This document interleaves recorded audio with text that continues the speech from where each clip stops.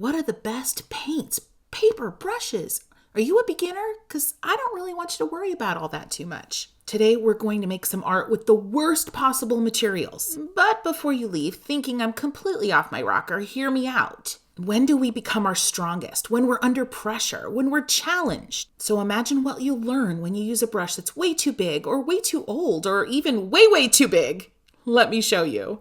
First step, we're painting a simple leaf with a 3/4 inch flat wash brush. And this isn't a very big leaf. It's only about 2 inches long and about a 1/2 inch wide. And this is probably the easiest brush of the 3 to paint this leaf with because you can use the very tip of it. Ideally, I'd use a nice dagger for something like this. Next, a simple ombre stripe where we go dark to light very evenly. Yeah, a wash brush really probably isn't the best thing for this. I would probably do a nice round brush, but make it work. And then a petal shape. And yeah, again, this is a more angular brush and it's a little harder to control and get some really nice edges and points and tips and details.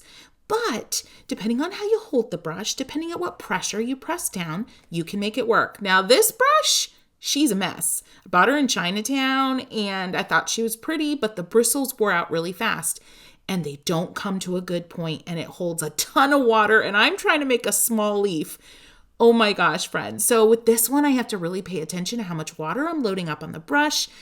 Like that, I have to really pay attention to how much pigment is on the brush as well. And I have to make sure if I want to get a really nice tip or point to my leaf, I really have to dry it out and shape the brush with my fingers. These are all skills. This is all thinking and strategy that's going to help you when you're using the best of the best supplies. All right, friends, let me know in comments with a yay if you're going to commit to this challenge. It only takes a few minutes, but oh my gosh, it has so much to teach you. And of course, give this video a boop. That's a like so everyone else can get in on the fun. One really important thing to remember with this exercise to make sure you're being challenged as much as possible is to make sure you paint everything the same size. So the leaf, the stripe, the petal, all the same size, regardless of the brush you're using. Yeah, I know, it's hard. Here's a few questions you'll be asking yourself as you're working with this less than ideal paintbrush or marker or whatever it may be that you're using. Less or more pressure?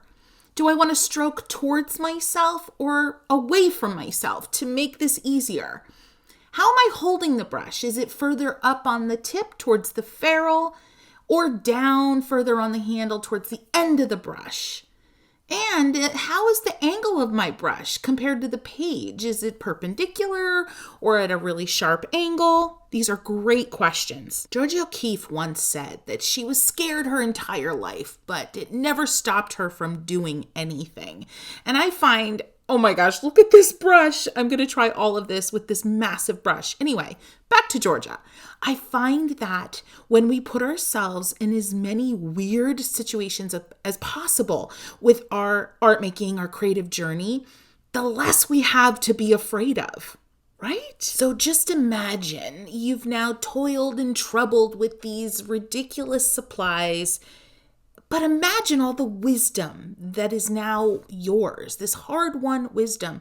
And honestly, you'll be blown away at how much you're going to learn in just 5 minutes of struggling through something really weird like this. But then the painting next, when you're using the beautiful brushes and the quality paper, imagine how much stronger you'll feel. Each of these moments that right now feel weird and awkward are full of amazingness. These intense moments of struggle lead to you feeling more confident. And with that confidence, you can fly. Now I want you to spread your wings and learn these 8 beginner watercolor techniques so you can enjoy happy painting, friends.